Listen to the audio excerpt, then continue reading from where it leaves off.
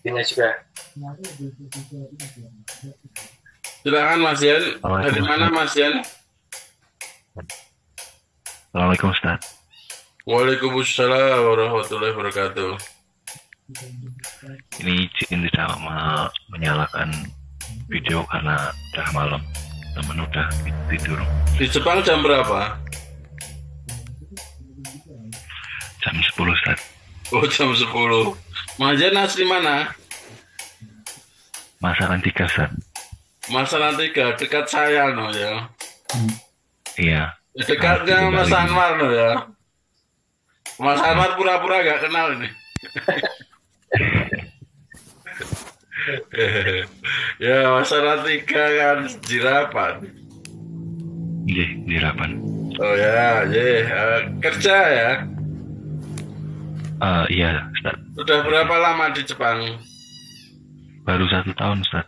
Oh, baru 1 tahun ya, masih awet ya. Teman-temannya nanti diajak semua ya untuk ngaji ya. Dari Munggur itu ada Mas Ikhwan, ada Mas Abdul Aziz. Dari Gondang kan juga ada itu Mas Kholis atau Mas apa itu? Ya, di Jepang semua kayaknya. Baiklah Bapak, Ibu dan semuanya. Mari kajian kita mulai. Bismillahirrahmanirrahim. Innal hamdalillah nahmadu wa nasta'inu wa nastaghfiruh wa na'udzu billahi min shururi anfusina wa min sayyiati a'malina. May yahdihillahu fala mudilla lahu wa may yudlil fala hadiyalah. Asyhadu an la ilaha illallah wahdahu la syarika lah wa asyhadu anna Muhammadan abduhu wa rasuluh. Allahumma shalli wa sallim wa barik ala Muhammad wa ala alihi wa sahbihi ajma'in. A'udzu billahi minasyaitonir rajim. Bismillahirrahmanirrahim. Wala tahinu wala tahzanu wa antumul a'launa in kuntum mu'minin.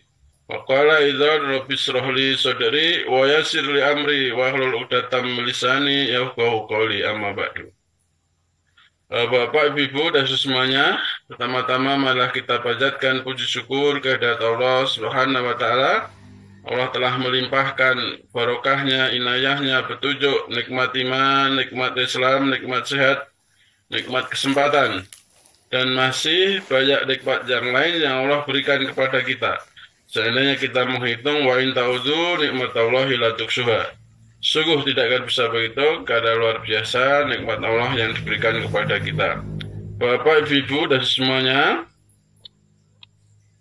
untuk malam hari ini saya sampaikan PR ya, saya masih punya tanggungan. Kemarin pertanyaan dari Bapak Suwarno ya tentang sholat awabil.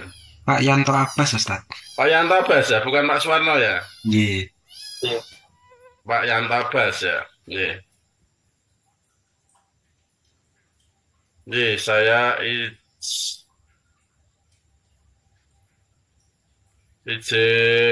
share screen dulu ya.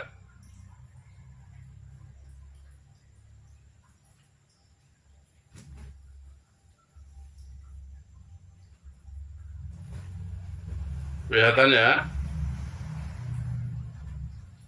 Sudah kelihatan? Sudah, sampun kelihatan. Ya, tentang sholat awabin. Jadi memang sholat awabil itu ya sholat duha. Jadi ini hadisnya ya ausoni khalidin bisalasin laistu bisarikihina alla annamu illa ala witsri wa alla ata'a raqatai duha fa innaha sholatul awabin wa siyami thalathati ayyami min kulli syahrin. Kekasihku telah mewasiatku dengan 3 hal untuk tidak aku tinggalkan, yakni Rasulullah, yaitu melakukan witir sebelum tidur,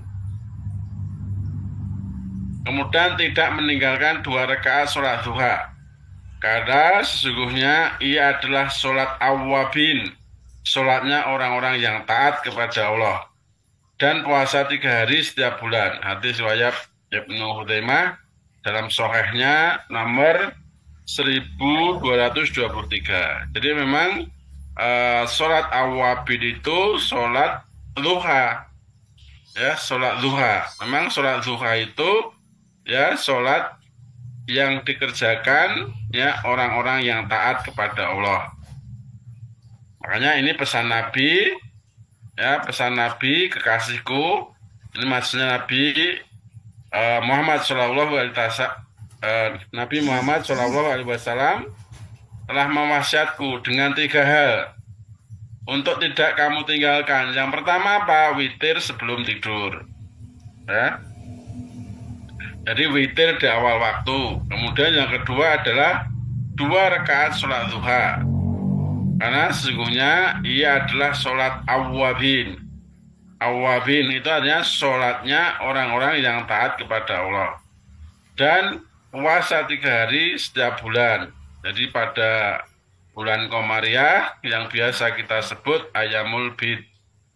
Ya, Ayyamul Bid. Pada bulan Komariah tanggal 13, 14, 15. Ini hadis yang pertama. Hadis yang kedua.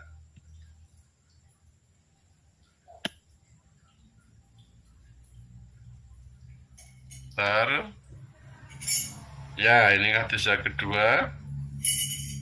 Kharaja Rasulullah sallallahu alaihi wasallam ala ahli Quba'a wa hum yusallun. Faqala sholatul awwabina idza rabitatil fisyol.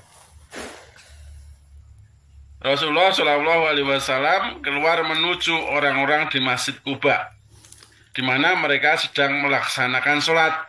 Maka beliau Shallallahu Alaihi Wasallam bersabda, sholat awwabin dilakukan saat anak-anak onta telah kepanasan, artinya matahari sudah agak tinggi ya. Jadi waktu itu kan memang padang pasir, ya, padang pasir. Jadi kalau matahari itu sudah agak meninggi, kemudian kena pasir, kena ya padang pasir, maka pasir itu menjadi panas. Ya, sehingga anak-anak onta telah kepanasan ini. Itulah sholat awwabin, artinya sholat duha. Ini hadis riwayat Muslim ya. Yang hadis yang ketiga, ya anna Zaid bin Arqima ra'a qima yusalluna minat duha. Faqala ama laqad alimu anna sholati fi ghairi hadi sya'ati afdol. Inna Rasulullah sallallahu alaihi wasallam qala sholatul awwabin khina tarmadu fasyal fisyol ya, khina tarmadul fisyol. Zaid bin Arqam radhiyallahu anhu melihat beberapa orang yang sedang melaksanakan sholat di waktu duha. Maka ia berkata, tidakkah mereka mengetahui bahwa sholat di selain waktu itu lebih utama? Rasulullah Shallallahu Alaihi Wasallam telah bersabda, sholat awwabin dilakukan saat anak unta kepanasan. Ini juga hadis riwayat Muslim. Jadi sholat awwabin itu adalah sholat duha. Sholat duha itu waktunya yang ketika matahari sudah terbit, sebenarnya sampai datangnya sholat zuhur, itulah waktu duha. Ya, bisa dikerjakan di awal ketika matahari 1 tombak. Mungkin kalau di sini mungkin jam 6 matahari sudah agak tinggi sekarang itu di Indonesia, atau jam 10 juga bisa. Ya, kalau jam 10 itu ya tadi anak-anak unta sudah kepanasan, atau jam 9 juga sudah bisa. Jadi waktu sholat duha itu sebenarnya ya antara matahari terbit sampai datangnya sholat zuhur. Itulah waktu duha. Ini paham ya?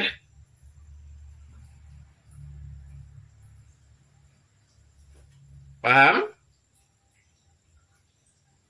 Ya. Jadi awabid, sholat awabid itu adalah sholat duha. Baiklah Bapak Ibu dalam kesempatan kali ini ya, saya sampaikan, saya ulang atau kemarin sudah ya. Jadi manfaat gerakan sholat. Jadi manfaat gerakan sholat untuk kesehatan tubuh. Nah, manfaat gerakan sholat untuk kesehatan tubuh.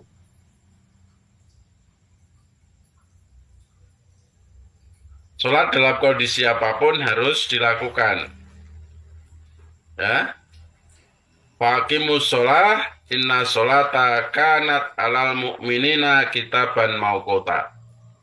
Dirikanlah sholat dengan sempurna. Sesungguhnya sholat itu merupakan kewajiban yang waktunya telah ditentukan atas orang-orang mukmin. As-sholatu imaduddin. Sholat adalah tiang agama. As-sholatu imaduddin, faman aqamaha faqad aqamadin, waman hadamaha faqad hadamadin. Ya, Baihaqi. Sholat itu adalah tiang agama. Pada siapa yang menegakkan sholat, berarti menegakkan agamanya. Dan barang siapa yang merobohkan atau meninggalkan sholat, berarti merobohkan agamanya. Jadi Bapak, Ibu-ibu dan saudara semuanya, dalam keadaan apapun, selama ya kita masih sadar, ya masih bernafas dan sadar, dalam kondisi apapun, sholat itu tidak boleh ditinggalkan. Ya, bahkan dalam keadaan perang pun tidak boleh ditinggalkan. Ya, kalau memang tidak bisa berdiri, mereka dengan duduk. Kalau duduk tidak bisa, dengan berbaring. Ini mastata'tum semaksimal mungkin. Ya, miftahul jannati as-sholah. Ya, Jabir bin Abdillahi radhiyallahu anin Nabi sallallahu alaihi wasallam qala miftahul jannati as-sholah. Dari Jabir bin Abdullah radhiyallahu an dari Nabi sallallahu alaihi wasallam, beliau bersabda, kuncinya surga itu adalah sholat. Nah, ya, jadi sholat tidak boleh ditinggalkan. Bapak, Ibu-ibu kerja di luar negeri, walaupun tidak ada yang mengawasi, tidak ada yang tahu, dalam kondisi apapun, sholat tidak boleh ditinggalkan. Nah. Ya, ini al-wiqayatu khairu minal ilaj. Mencegah lebih baik daripada mengobati. Fa'ina li jasadika alaika hakon. Karena untuk jasadmu ada hak yang harus kamu tunaikan. Wa inna li nafsika alaika hakon. Dirimu juga mempunyai hak yang harus kamu tunaikan. Jadi Bapak, Ibu, dan semuanya, syariat yang kita kerjakan bukan ditujukan untuk menyehatkan tubuh, melainkan untuk menaati Allah dan Rasul-Nya. Bonus syariat yang dikerjakan dengan benar, dengan ikhlas, dengan istiqomah, menjadikan qalbu dan raga kita sehat. Qalbu yang sehat, jiwa yang sehat, hati yang sehat, pikiran yang sehat, ya akan membentuk ya pikiran yang sehat. Hati, jiwa yang sehat akan membentuk pikiran yang sehat. Pikiran yang sehat akan menjadikan raga kita sehat. Ya, gaya hidup yang sehat adalah mengerjakan amal ibadah sesuai Al-Quran dan Sunnah secara ikhlas, secara istiqomah. Jadi hampir setiap kesempatan saya sampaikan bahwa sehat itu adalah gaya hidup. Gaya hidup Ya, sehat adalah mengerjakan amal ibadah sesuai Al-Quran, sesuai sunnah, dengan ikhlas secara istiqomah. Itulah gaya hidup sehat. Rasulullah Shallallahu Alaihi Wasallam, al-mu'minul qawiyul khairu wa ahabu ilallahi minal mu'minid do'if. Rasulullah Shallallahu Alaihi Wasallam bersabda, mukmin yang kuat lebih baik dan lebih dicintai Allah Azza wa Jalla daripada mukmin yang lemah. Ini jadi kuat ini bisa kuat akidahnya, kuat agamanya, kuat fisiknya, kuat kesehatannya, kuat ekonominya, kuat intelektualnya, kecerdasannya. Nah, itu lebih dicintai oleh Allah daripada orang mukmin yang lemah, yang mungkin ekonominya lemah, kesehatannya lemah, ya pikirannya lemah, ekonominya lemah, ya kecerdasannya lemah. Nah, itu Allah mencintai orang mukmin yang kuat badannya, kuat ekonominya, kuat berpikirnya. Nah, itulah ya sabda Nabi di dalam hadis riwayat Muslim. Jadi pahala orang sehat itu qala Rasulullah Shallallahu Alaihi Wasallam, idza maridul abdu au safara kutiba lahu mislu makana ya'malu muqiman sahihan. Rasulullah Shallallahu Alaihi Wasallam telah bersabda, jika seorang hamba sakit atau bepergian, musafir maksudnya, lalu beramal, ditulis baginya pahala seperti ketika dia beramal sebagai mukim dan dalam keadaan sehat.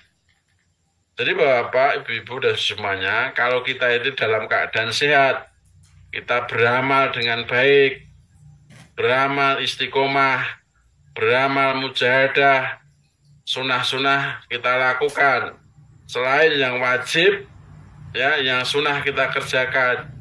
Nah, suatu saat kita itu sakit, atau suatu saat kita itu bepergian, kita tidak bisa mengamalkan seperti ketika kita sehat, maka itu ditulis baginya pahala seperti ketika kita sehat. Nah, ini luar biasa, maha besar Allah. Maha rasa kasih sayangnya Allah kepada hambanya, kepada orang-orang yang beriman.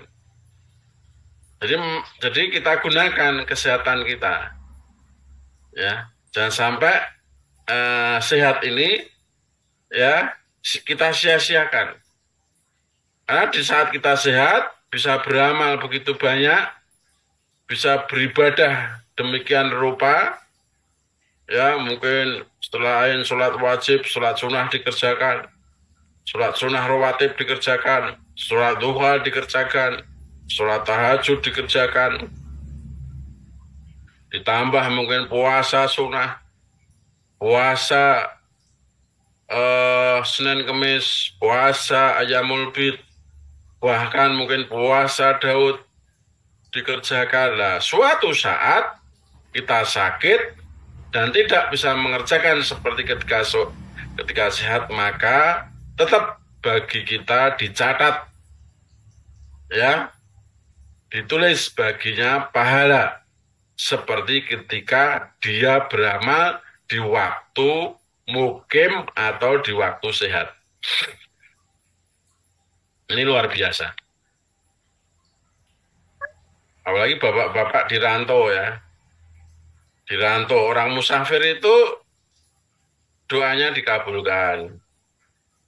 Salah satu doa yang dikabulkan itu seorang musafir, orang yang berpuasa sampai dia berbuka, pemimpin yang adil, orang-orang yang dianiaya, itu doanya makbul insya Allah. Nah, makanya Bapak Ibu ketika di rantau ya banyak berdoa. Dalam sujud panjangnya, ya, selalu menyelipkan doa-doanya. Doa itu kan kemarin sudah kita pelajari ada 7 kalau kita itu berdoa. 1. Mendoakan diri sendiri. 2. Mendoakan ibu kita. 3. Mendoakan bapak kita. 4. Mendoakan pasangan kita. 5. Mendoakan anak cucu kita. 6. Mendoakan saudara-saudara kita, termasuk ustadz kita, guru kita, doakan. Kemudian family, keluarga besar kita, tetangga kita doakan. Kemudian yang ke-7, mendoakan bangsa dan negara ini. Nah, ketika di rantau berdoa, karena doanya orang musafir itu insya Allah ijabah, insya Allah dikabulkan.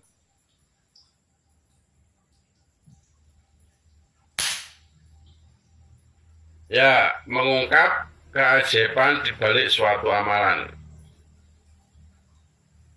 Sebaik-baik amal adalah sholat. Sholat itu zikir yang paling besar. Ahli matematika terkejut tiba-tiba ditemukan rahasia ya di balik Al-Quran. Jadi kita mulai dari sholat. Jadi sholat itu zikrul akbar, ya, zikir yang ingat kepada Allah. Ya, tujuan sholat itu untuk mengingat Allah. Coba diulang lagi itu surat Toha ayat 14, surat ke-20, ulang lagi.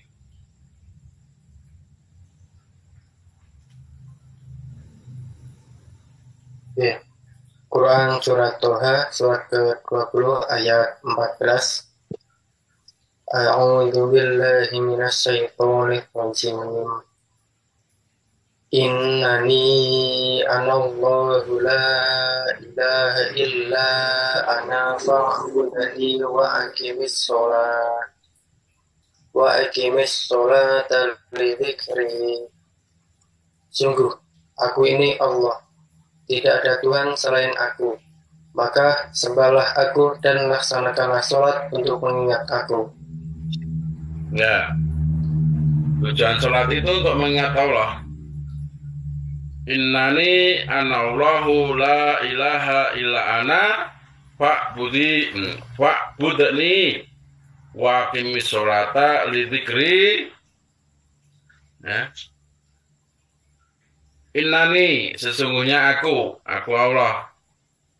Aku Allah, la ilaha illa ana, tidak ada Tuhan melainkan Allah.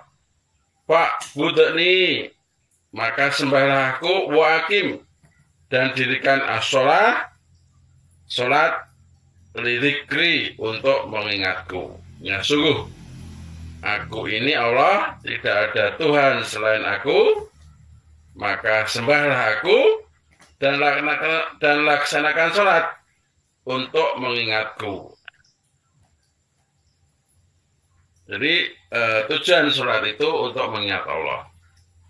Itulah zikir, ya, zikir yang akbar. Ya, mengungkap keajaiban di balik suatu amalan. Ya, sholat berjamaah di masjid. Ya, ada 3, ya, tadabbur Quran, puasa sunnah. Nah, ini kita sholat dulu. Ternyata manfaat sholat untuk kesehatan tubuh luar biasa. Walaupun tadi ya, Bapak, Ibu, dan semuanya diluruskan niatnya, tujuan kita melaksanakan syariat agama bukan untuk memperoleh kesehatan, tapi kita tujuannya untuk melaksanakan syariat agama ini, ya, syariat Allah, syariat Rasulullah, kita laksanakan dengan sebaik-baiknya, ya. Nah, bonus melaksanakan syariat dengan baik, dengan benar, sesuai Al-Quran Sunnah, sesuai contoh Nabi dan para sahabat, secara istiqomah, secara ikhlas, itu bonusnya adalah sehat. Tujuan sholat bukan untuk sehat, tapi tujuan sholat untuk mengingat Allah, untuk beribadah, untuk melaksanakan syariat agama. Jadi bonus melaksanakan sholat dengan baik, ya, bagi kesehatan apa? Meningkatkan sirkulasi darah. kemudian melancarkan pencernaan. Ya, jadi kalau sholat itu eh, pencernaan kita jadi lancar. Kadang kita itu ya bisa bersendawa. Nah, itu sendawa itu juga bagus. Sendawa itu artinya udara bisa keluar. Ya, meredakan nyeri punggung atau nyeri sendi. Nah, makanya kan sholat duha itu sendi kita itu ada 360 sendi. Nah, setiap pagi sendi kita butuh sodakoh. Dari 360 tadi butuh sodakoh. Dan itu semuanya ya bisa ya sepadan dengan mengerjakan 2 rakaat sholat duha. Ya, jadi butuh ibadah, butuh sedekah. Ya, itu semuanya tercukupi dengan 2 rakaat sholat duha. Nah, makanya sholat itu bisa meredakan nyeri punggung dan nyeri sendi. Sendi tadi, dari 360 sendi tadi, insya Allah. Kemudian menjaga kesehatan jantung. Menyehatkan mental, jelas. Jadi orang-orang yang sholat itu pasti mentalnya kuat, punya pendirian, tidak mudah dibujuk rayu, tidak mudah diombang-ambingkan, kokoh pendirian. Nah, orang yang beriman, orang yang sholat. Kemudian membuat jiwa lebih damai, ya, tenang. Karena sholat itu zikir, mengingat Allah. Dan janji Allah, orang yang mengingat Allah hatinya akan menjadi tenteram. Alladzina amanu wa tatmainu qulubuhum bi dzikrillah. Ala bi dzikrillah tatmainul qulub. Nah, coba diulang lagi nggak apa-apa. Ar-Ra'd surat ke-13 ayat 28.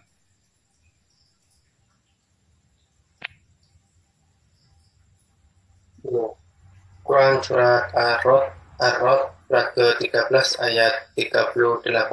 28. 28. Ayat 28. A'udzu billahi minasyaitonir rajim. Alladzina amanu wa tatma'innu qulubuhum bi dzikrillah. Ala bi dzikrillah tatma'innu. Ulangi. Ala bi dzikrillah tatma'innul qulub. Yaitu orang-orang yang beriman dan hati mereka menjadi tentram dengan mengingat Allah. Ingatlah, hanya dengan mengingat Allah hati menjadi tentram. Ya, ini janji Allah. Alladzina amanu, orang-orang yang beriman. Wa tatmainu, dan menjadi tentram qulubuhum, hati mereka bizikrillah, dengan mengingat Allah. Ala, ingatlah.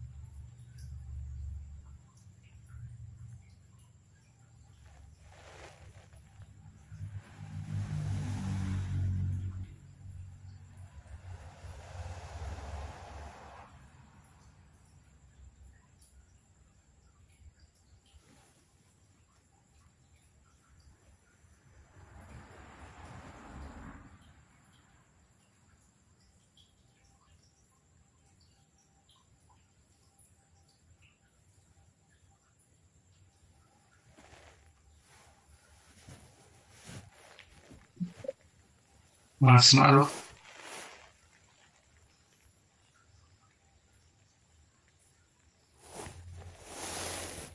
Tes.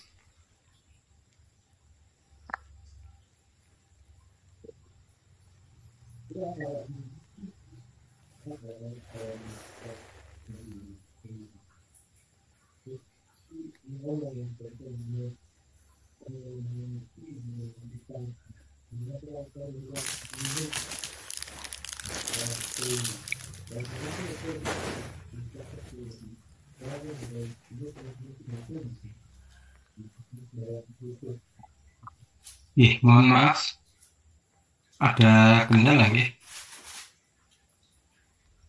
Terkeluar Ustadz dan Mas Ma'ruf.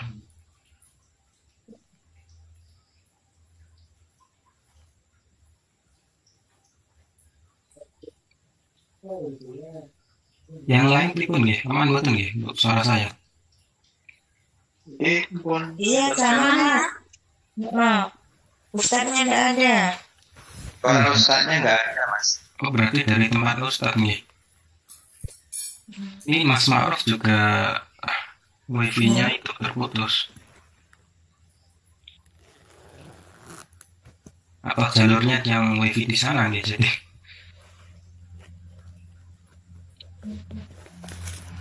Tidak ada suara. Apa terputus dari Mas Amin?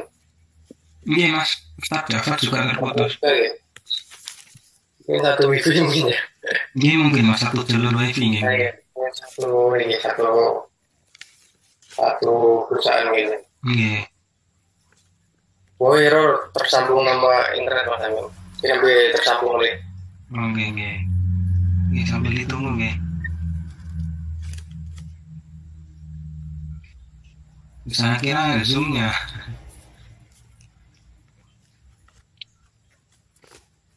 Tadi sampai mana Mas Amin? Apa itu? Ayat, penjelasan ayat. Oke. Ayat berapa tadi ya? Nggih, hati menjadi tentram tadi.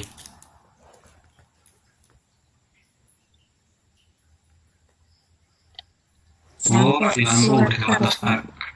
Mas Amin. Di tempat Ustadz itu mati listrik. Nggih, tunggu sebentar nggih.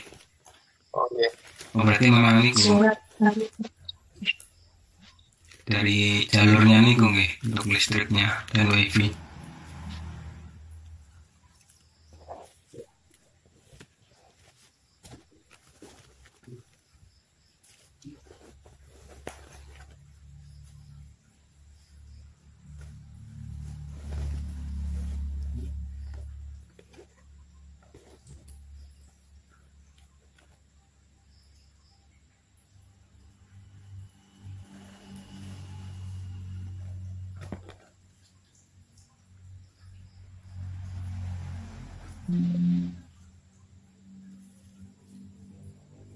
Kaget.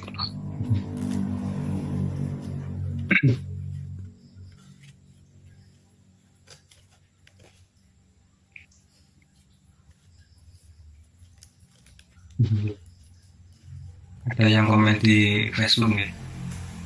Qadarullah terputus nggih. Mohon maaf. Karena di tempat Ustadz mati listrik nggih. Jadi sementara terputus nggih, mohon ditunggu sebentar.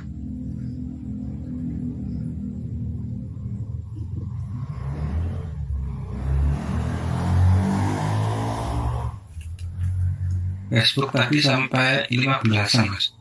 Oke. Sekarang masih 8.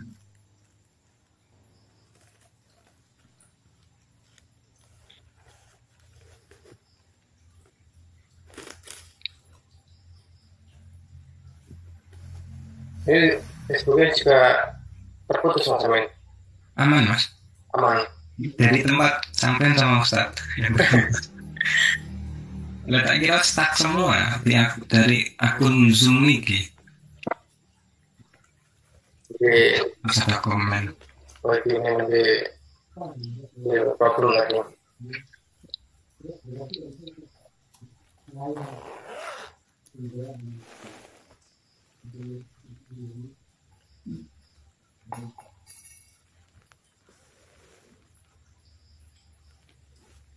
Ini ada tambahan dari Facebook.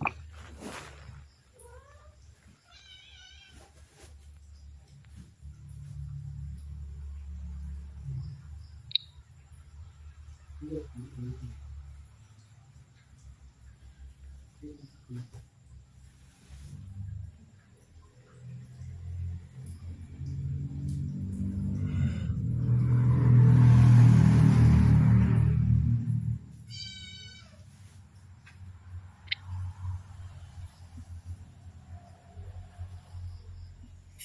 hujan Mas teng mriku? Dan mriki boten enak amin. Napa suarane kok merusak Mas amin? Mboten. Ini karena niku tak kira hujan apa pripun. Aman. Hujan tadi jangan.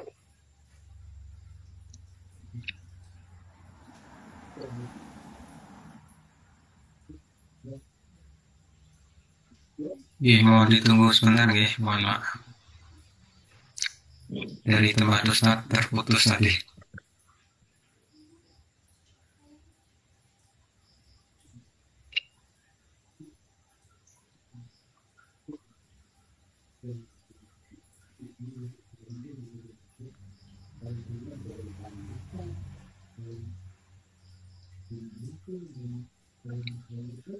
Ya, yang di Facebook sama di YouTube yang menghendaki untuk bertanya bisa ditulis di kolom komentar. Saya Jadi admit kalau lagi Mas Ustaz. waktunya apa namanya? Ini baru saya admit. Oh iya.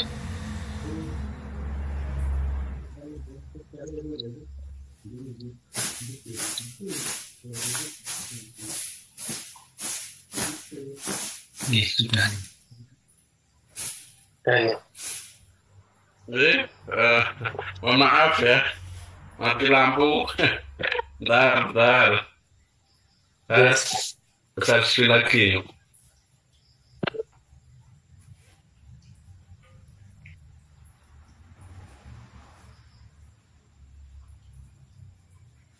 Kelihatan ya?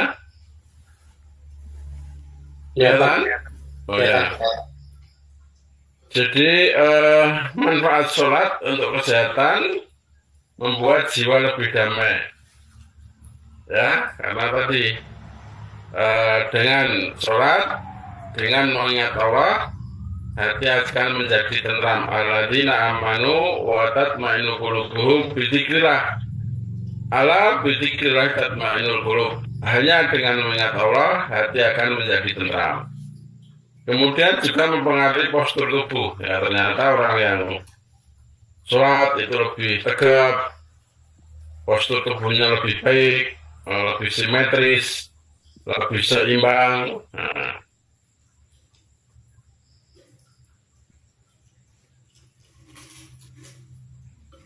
Nah, setiap gerakan sholat akan hindari ragam penyakit. Ya, jadi the power of sholat dulu dimulai dari wudhu. Ternyata wudhu itu bisa menghilangkan stres. Ternyata wudhu itu melancarkan oksigen ke otak. Ternyata wudhu itu bisa relaksasi otot. Berwudhu itu menjadikan wajah bersinar. Dengan wudhu itu menjaga kesehatan gigi dan mulut. Nah, ini luar biasa. Jadi Rasulullah itu ya kalau dalam sabdanya, kalau kamu itu marah dengan berdiri, maka berbaringlah. Kalau marah masih berbaring masih marah, maka duduklah. Kalau berdiri marah dengan berdiri, duduk. Kalau duduk masih marah, berbaringlah. Kalau berbaring masih marah, maka ambillah air wudhu. Ya, air wudhu. Karena marah itu datangnya dari setan. Dan setan itu diciptakan dari api. Dan api itu bisa padam dengan air. Ternyata berwudhu luar biasa. Ya, menghilangkan stres, melancarkan oksigen ke otak, sebagai relaksasi otot. Ya. Dan wajahnya bersinar karena memang setiap hari disiram hampir 5 kali. Ya, belum mungkin sholat-sholat sunnah yang lain. Ya, mestinya juga menjaga kesehatan gigi dan mulut. Nah, berkumur, bahkan Nabi sendiri itu bersabda, seandainya tidak memberatkan umatku, setiap kamu berwudu disunahkan untuk bersiwak. Siwak itu ya gosok gigi, ya. Gigi kita jadi kuat, jadi bersih, jadi sehat. Nah, ternyata posisi rukuk dan manfaatnya bagi tubuh manusia. Manfaatnya melancarkan darah dari jantung ke otak. Jadi posisi rukuk ya ini akan membentuk sudut ya 90 derajat. Gerakan dalam satu rakaat sholat. Ya, berdiri itu 180 derajat, rukuk itu 90 derajat, sujud itu 45 derajat kali 2. Jadi 180 ditambah 90 ditambah 45 ditambah 45 sama dengan 360 derajat. Nah, ternyata angka 360 derajat ini angka yang luar biasa. Ya, angka yang luar biasa. Jadi membentuk sebuah lingkaran. Ya, yang sudutnya 360 derajat. Nah, makna 360 derajat itu ternyata luar biasa. Mengacu, yang pertama adalah mengacu pada pendekatan holistik.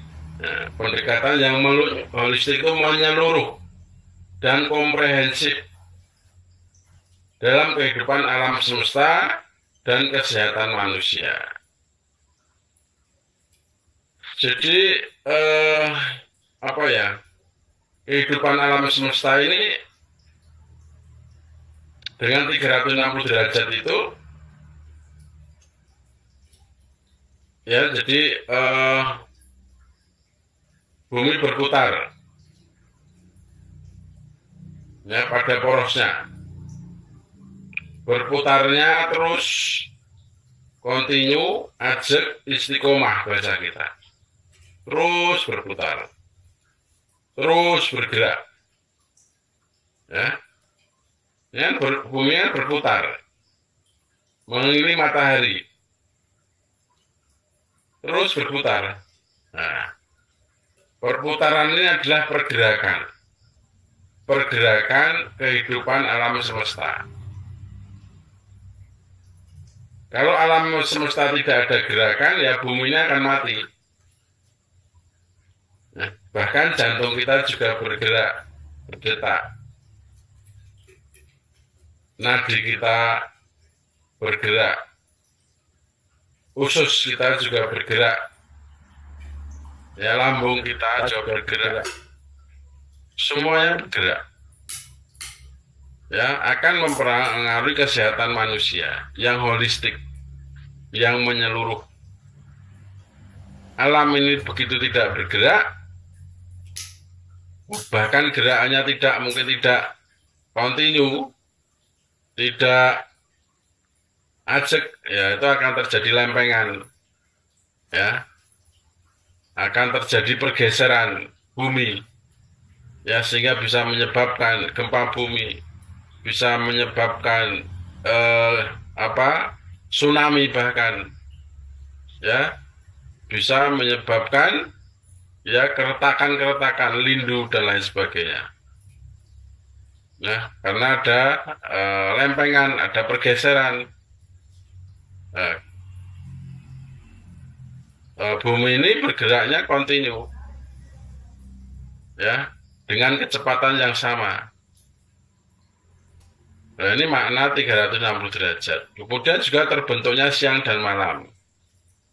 Kalau tidak ada siang dan malam, ya misal adanya siang terus tidak ada kehidupan, misal ada malam terus juga tidak ada kehidupan. Nah, makanya dalam Al-Quran juga diterangkan, dijadikan siang itu untuk bekerja dan dijadikan malam itu untuk beristirahat. Dijadikan siang itu untuk beraktivitas, ya, dan dijadikan malam itu untuk beristirahat. Ini luar biasa. Kalau tidak ada siang dan malam, ya tidak ada kehidupan. Bahkan kita siang dan malamnya itu 24 jam.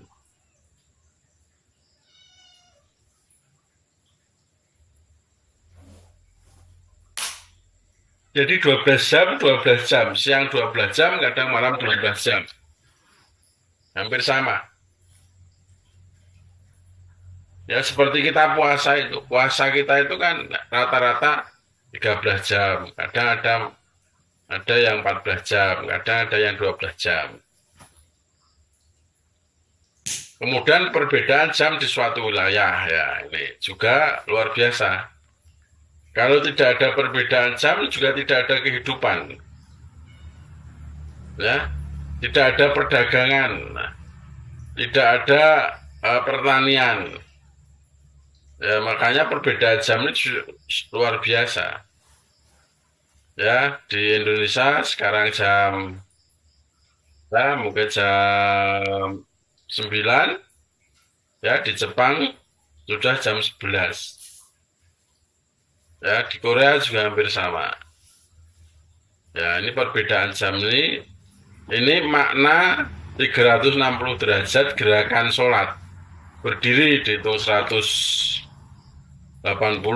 rukuk dihitung 90, sujud 2 kali, ya 45 dan 45, sehingga dijumlah 360 derajat adalah sudut daripada lingkaran. Nah, mungkin sampai di sini dulu Bapak, Ibu-ibu dan semuanya, masih ada beberapa waktu. Mungkin ada pertanyaan. Silahkan. Ya, Ustaz. Sebelumnya mau menyampaikan izin dulu dari Mas Rian ini yang di Qatar, izin ke masjid untuk sholat maghrib dulu, Ustaz. Yang di Qatar ya? Iya. Selisih 4 jam ya, duluan kita ya? Iya. Ya, iya. Nah, yang nantinya kan karena ada perbedaan jam bisa ngaji, ya bisa ngaji. Nah, karena ada perbedaan jam. Jadi ini luar biasa ya, luar biasa. Jadi silakan yang lain. Iya. Mungkin untuk malam ini belum ada pertanyaan ya voice dulu ya, Ustaz. Karena ada 2 pertanyaan ya chat, Ustaz. Jadi, Yang pertama, Assalamualaikum. Waalaikumsalam warahmatullahi wabarakatuh. Ustadz, mana yang lebih baik untuk badan antara mandi dengan air hangat dan mandi dengan air dingin? Dan apakah ada efek sampingnya mandi dengan air hangat atau air dingin, Ustadz? Ya, jadi itu situasi saja. Kalau mungkin sakit, kurang enak badan, kondisi menurun, nah itu pakai air hangat lebih baik. Kalau dalam kondisi bugar misalnya, sehat, bugar, ya air dingin, artinya air yang netral itu juga lebih baik. Kalau mandinya malam, ya malam misalnya, mandinya malam hari, itu juga lebih baik dengan air hangat. Karena dingin ini juga akan mempengaruhi mempengaruhi atau memperparah sakit sendi. Misalnya saraf kejepit itu kalau kena dingin bertambah nyeri. Ya. Kalau misalnya sakit gigi saja dengan dingin tambah nyeri juga. Maka lihat situasi. Lihat situasi. Kalau memang mandinya malam lebih baik pakai air hangat. Kalau mandinya biasa seperti di Indonesia dan badannya fit, ya air dingin saja itu lebih baik. Gitu seperti itu. Yang lain? Yang satu? Dan pertanyaan selanjutnya, Bismillah, izin bertanya Ustadz, apakah ada efeknya buat kesehatan mandi jam 2 atau jam setengah 3, kadang jam 3 malam?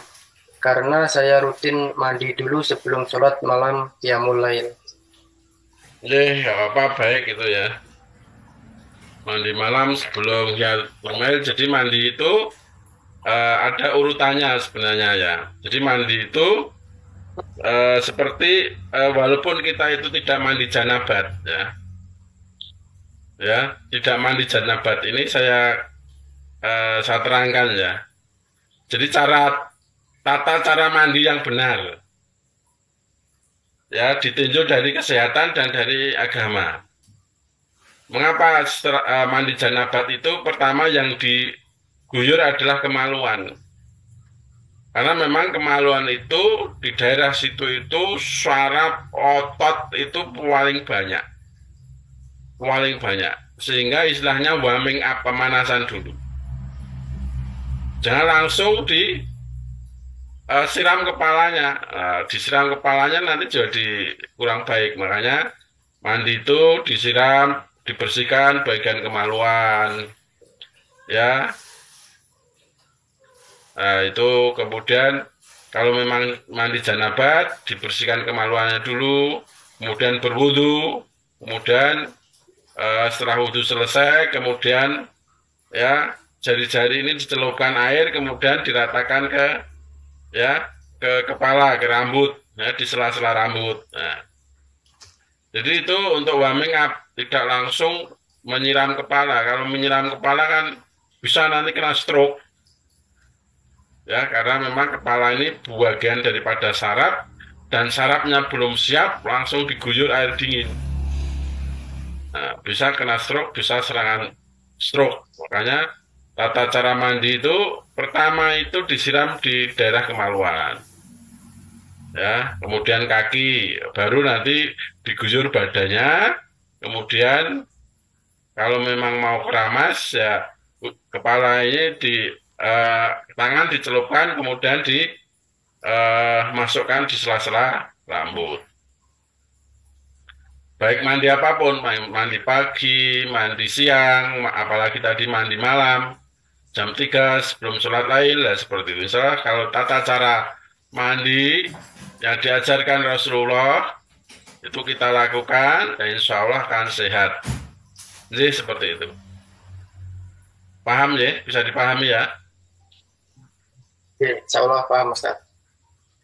Dan mungkin bisa satu pertanyaan via voice, karena waktunya juga masih sedikit nih. Silakan yang mau bertanya secara voice bisa menyalakan mikrofonnya.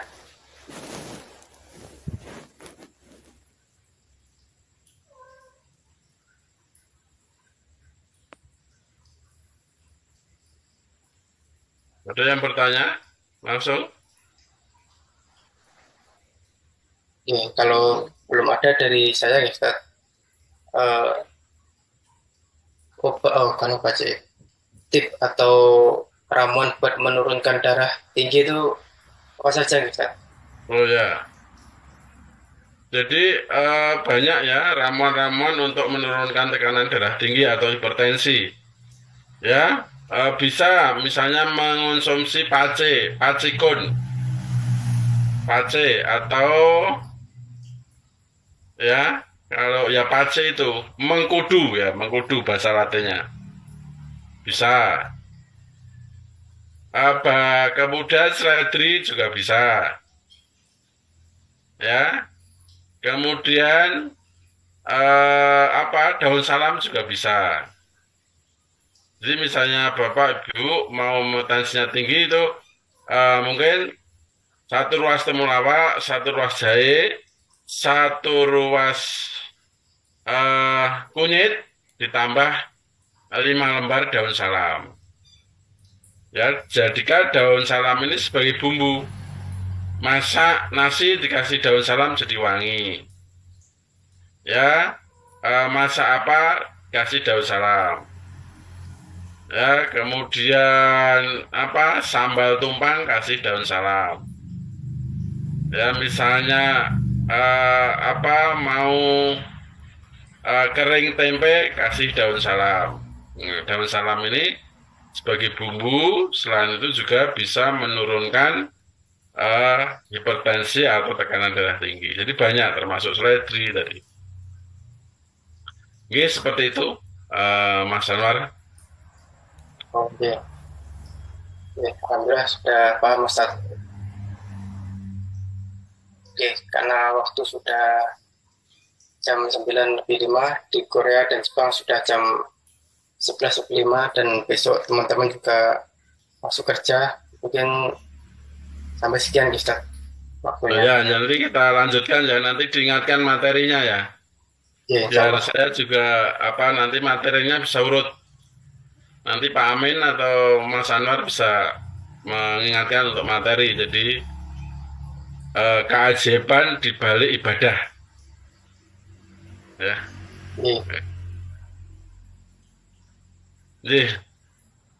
Jadi Bapak, Ibu-ibu dan semuanya terus bersemangat walaupun di negeri jauh non sana.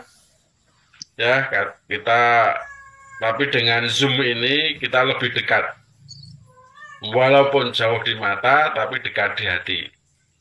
Ya, pesankan saya lagi, ya walaupun jauh di rantau, ya agama ini tetap dipegang.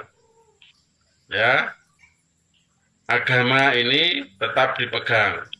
Kalau kita bicara agama, Al-Quran dan Sunnah ini tetap dipegang, ya dimanapun kita berada. Jangan ya lalai, ya jangan kita abaikan. Justru kesempatan kita ngaji ini sebagai salah satu sarana ya untuk menguatkan iman. Makanya nanti teman-teman yang di Jepang yang belum bergabung diajak bergabung. Jadi tidak hanya mengejar dunia saja, tidak hanya kerja, tapi juga kerja, ngaji, membangun silaturahmi. Ya, jadi dunianya dapat, akhiratnya dapat. Kalau kita mementingkan akhirat, ya dunianya dapat, dunianya dicukupkan insya Allah. Hanya nanti diajak semuanya yang di sana biar tidak hanya sekedar mengejar dunia, tapi dunianya dapat, akhiratnya dapat. Ini dulu Bapak, Ibu-ibu dan semuanya yang bisa saya sampaikan. Mudah-mudahan bermanfaat, kurang lebihnya maaf. Dari saya sekian, wassalamualaikum warahmatullahi wabarakatuh. Waalaikumsalam warahmatullahi wabarakatuh. Iya, terima kasih Ustaz Ja'far untuk materinya pada malam hari ini.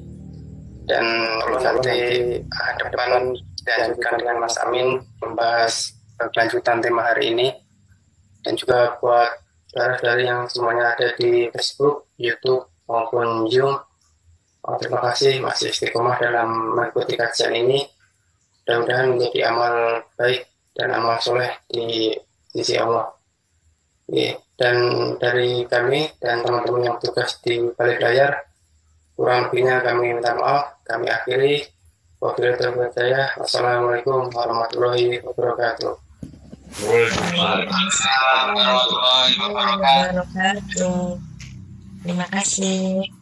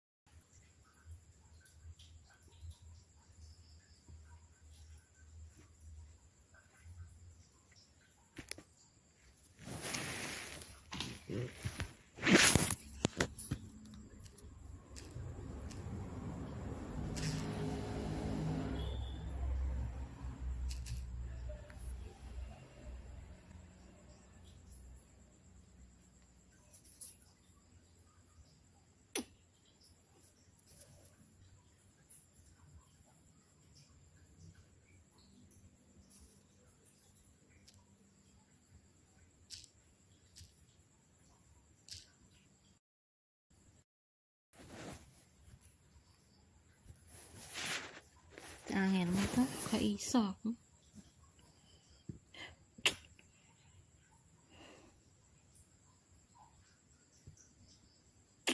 Gak iso aku gak ngerti.